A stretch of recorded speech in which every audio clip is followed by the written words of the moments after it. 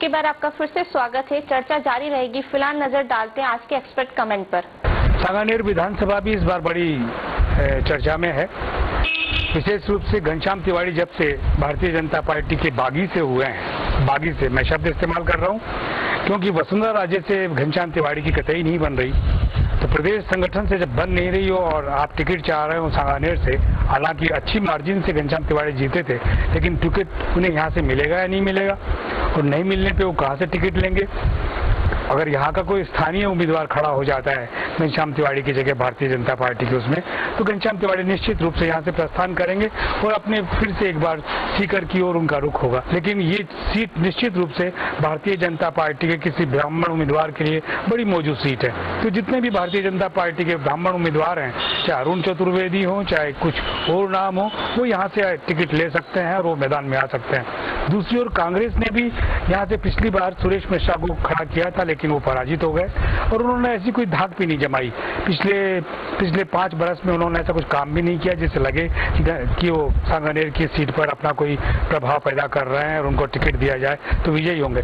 ऐसे में 2 नाम हैं जो बहुत चर्चा में हैं। एक है सुशील शर्मा जो प्रदेश कांग्रेस के पदाधिकारी रहे हैं, और दूसरे हैं सलीम कागजी।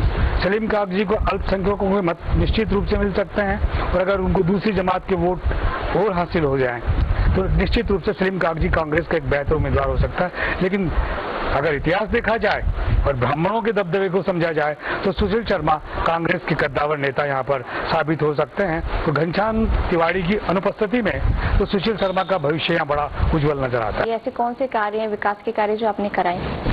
देखिए, सांगानेर विधानसभा क्षेत्र में 9.5 साल पूरे हो गए। जब मैंने प्रारंभ किया था तो सांगानेर छोटा सा गांव नजर आता था। आज सांगानेर एक विकसित कस्बा नजर आता है।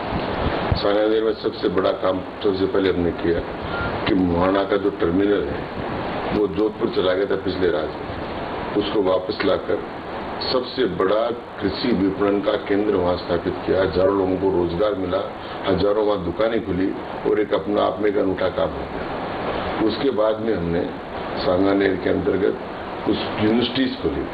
मेडिकल यूनिवर्सिटी सांगानेर में खुल गई, होम्योपैथिक यूनिवर्सिटी सांगानेर में, सांगानेर कस्बे का पूरा कायाकल्प कर दिया। सांगानेर में सीवरेज ट्रीटमेंट प्लांट की क्या योजना है?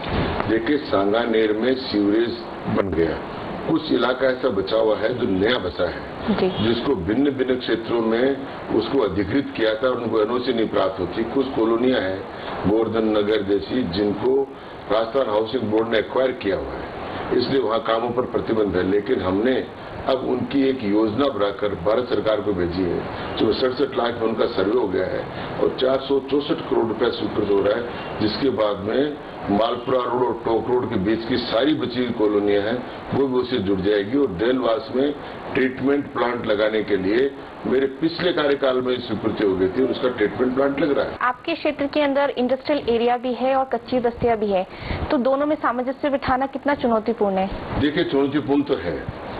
एक और औद्योगिक क्षेत्र है, मानसरोवर में औद्योगिक क्षेत्र बना हुआ है, सीतापुरा में औद्योगिक क्षेत्र बना हुआ है, सांगानेर में सारी फैक्ट्रियां हैं, लेकिन कच्ची बस्तियां जो हैं उनको भी हमने सारी सुविधा उपलब्ध कराई है। जितनी कच्ची बस्तियां आज हमारे यहाँ, उन सारी कच्ची बस्तियों को पट्टे मिल गए हैं। उन कच्ची बस्तियों में हमने पानी की व्यवस्था की है, उन कच्ची बस्तियों में लाइट की व्यवस्था की है, लेकिन अभी पानी की पूरी व्यवस्था नहीं हो सकती। तो हमने बिसलपुर की पाइपलाइन से जोड़ने के लिए 2 योजनाएं जिनकी कुल लागत 46 करोड़ है वो स्वीकृत कराई है, और उनके बाद में वो लगने के बाद में सांगानेर की कच्ची बस्तियों में और कृषि भूमि पर बसी हुई कॉलोनियों में भी पेयजल की सुविधा उपलब्ध हो जाएगी। किसी भी क्षेत्र में बिजली बिना हमारा क्षेत्र नहीं है। सड़कें, ये पाइपलाइन डलने के बाद में उनमें सड़कों का निर्माण हो जाएगा। क्या आप मानते हैं कि राजनीतिक दल और राजनेता कच्ची बस्तियों का विकास पूरी तरह से इसलिए नहीं होना देना चाहते कि उनको लगता है कि अगर हमने पूरी तरह से इनका विकास कर दिया तो अगली बार हमें वोट कौन देगा? क्या इस बात से आप सहमत हैं? देखिए, कच्ची बस्तियां नियमित होती रहती है और कच्ची बस्तियां आगे बढ़ती रहती है। कच्ची बस्तियों के बारे में अभी एक विकसित से विकसित राष्ट्र में भी, अमेरिका में भी उनका समाधान नहीं हुआ। अगर आप न्यूयॉर्क में भी देखोगे, आप बम्बई के सांता क्रूज एयरपोर्ट पर शिवाजी टर्मिनल पर उतरेंगे तो उतरते समय आपको उसके आसपास कच्ची बस्तियों का जाल दिखाई देगा। जी।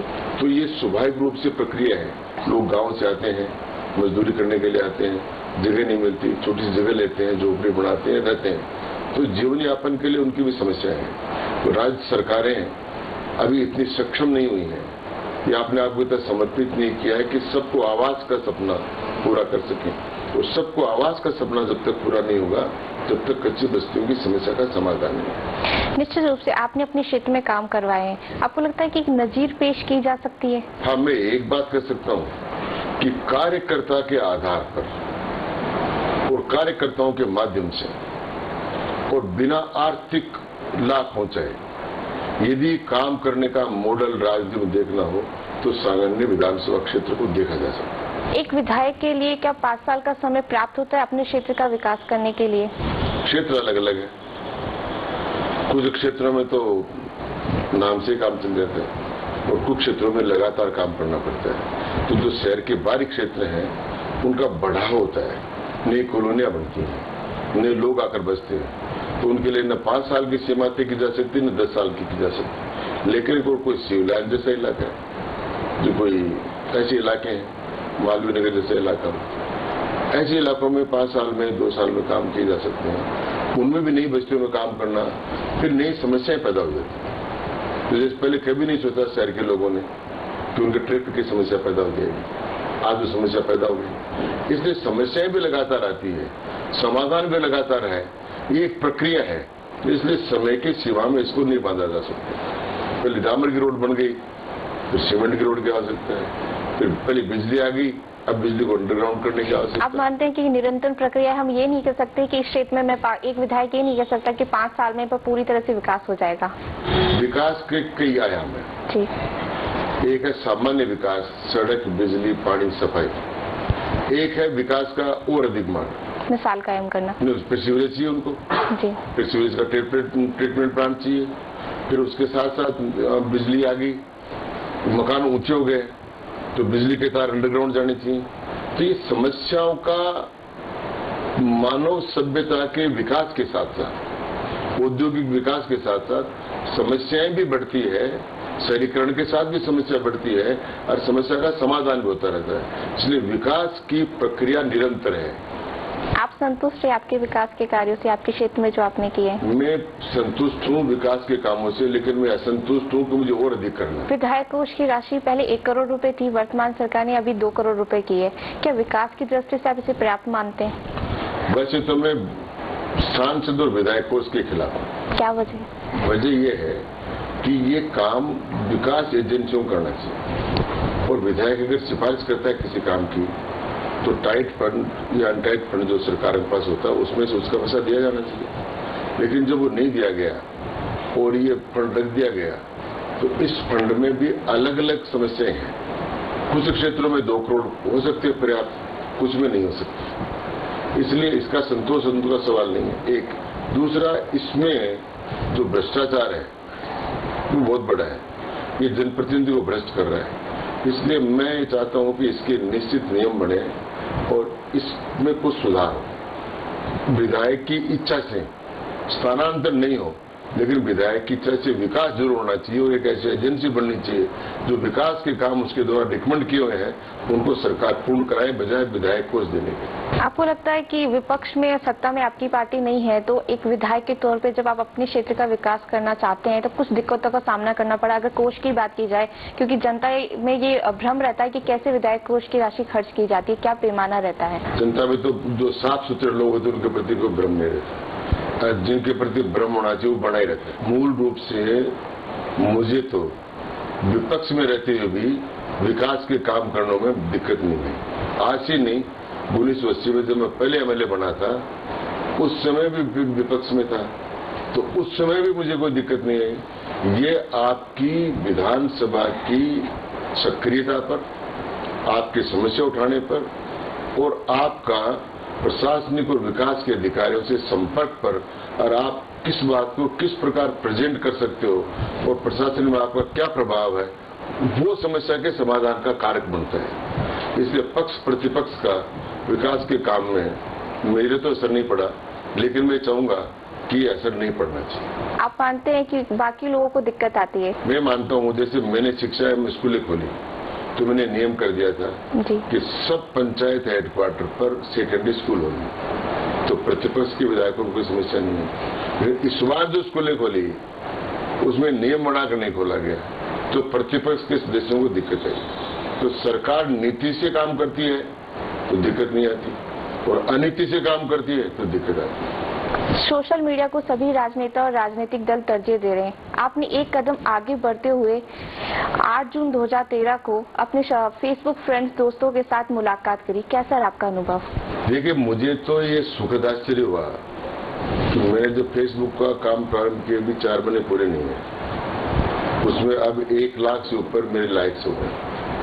जब 50,000 लाइक्स हुए थे तब मैंने कार्यक्रम किया था, और मुझे सुखद आश्चर्य हुआ कि केवल फेसबुक के माध्यम से मैंने निमंत्रण दिया और एक संख्या निर्धारित संख्या हो गई तो मैंने बंद कर दिया।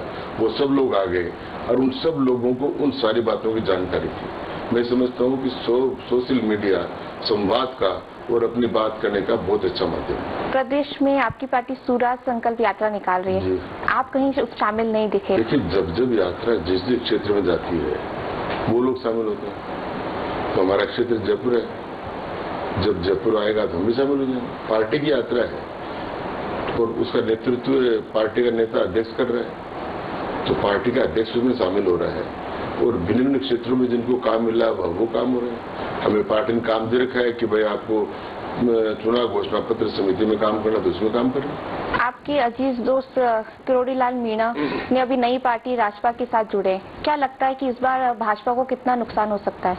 इसकी क्या कल्पना कर सकते हैं? कांग्रेस को भी नुकसान हो सकता है, भाजपा को हो सकता है, और ये निर्णय अभी नहीं हो सकता। ये निर्णय जब टिकट बटेगी और कैंडिडेट्स खड़े होंगे उसके बाद में फैसला होगा।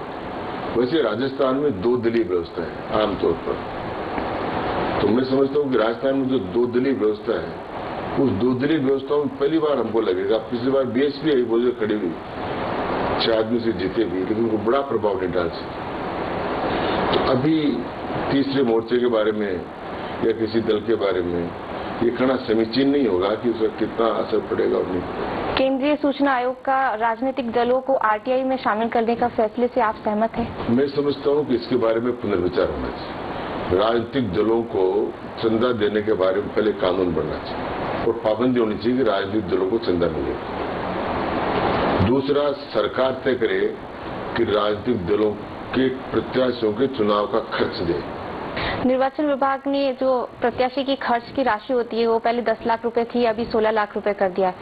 क्या देखते हैं कि पर्याप्त है राशि, इसे और बढ़ाना चाहिए? देखिए, वैसे तो 16 लाख में चुनाव लड़ा जा सकता, लेकिन कई विधानसभा क्षेत्र की अलग अलग परिस्थिति। आज जैसलमेर का उम्मीदवार जो केरल प्रांत की जितना बड़ा जिला है उसमें भी आप 16 लाख खर्च करने को ले देते हो, और केरल में जहाँ 2 किलोमीटर में विधानसभा क्षेत्र का तो उसको 16 लाख देते हो। तो इसको क्षेत्र के हिसाब से इसका बदलाव होना चाहिए। अभी हाल ही में जो चुनाव आयोग ने अपनी एक रिपोर्ट दी, इसमें 2008 में जो उम्मीदवारों ने अपना चुनाव पत्र दिया है कि कितना खर्च दिया था, उसमें देखा गया कि 1 लाख रुपए उन्होंने बताया कि चुनाव के समय 1 लाख रुपए खर्च हुआ है। तो आप इसे कितना प्रासंगिक मानते हैं कि ऐसा संभव है कि 1 लाख रुपए ही खर्च हुए होंगे चुनाव में? वैसे अगर देखा जाए तो मैं कहूँ खर्च कर कौन खर्च करे, मैंने तो मेरे घर से आज तक खर्च ही नहीं किया, तो मैं अगर शून्य भी भरकर दे दूं तो भी कोई क्या करेगा। गुलाब चंद कटारिया को नेता प्रतिपक्ष ऐलान के दरमियान आपने उपनेता से इस्तीफा दिया, क्या वजह रही? वजह बहुत साफ थी। मैंने कहा कि भाई नया अध्यक्ष बना है, नया नेता बना है, तो पार्टी को उनको अवसर मिलना चाहिए काम चुनाव के लिए, कोई नए लोगों की नियुक्ति कर पार्टी के काम को आगे बढ़ाने के लिए, इसलिए। इस बार विधानसभा क्षेत्र में कौन से मुद्दे हैं जिनको आप तरजीह देंगे आगामी चुनाव में? देखिए, मेरे विधानसभा क्षेत्र सांगानेर में मूल रूप से जो बची हुई कॉलोनियां हैं उन सबको सीवरेज और आम नागरिक की सुविधाएं प्राप्त हो। संपूर्ण क्षेत्र में बिशलपुर की पाइपलाइन से पानी मिलना, संपूर्ण विद्युत लाइनों का भूमिगत करना और आवागमन और यातायात की समस्या का समाधान करना, ये मेरी प्रमुख बात है। बहुत बहुत शुक्रिया हमसे बातचीत करने के लिए। घनश्याम तिवारी पानी बिजली जैसे मुद्दों के साथ फिर से जनता के बीच जाने को है तैयार। ये तो आने वाला वक्त ही बताएगा कि आगामी चुनाव की तस्वीर क्या होगी। क्या घनश्याम तिवारी चुनावी बिसात पर बाजी मार पाएंगे, ये फैसला तो आपको करना है।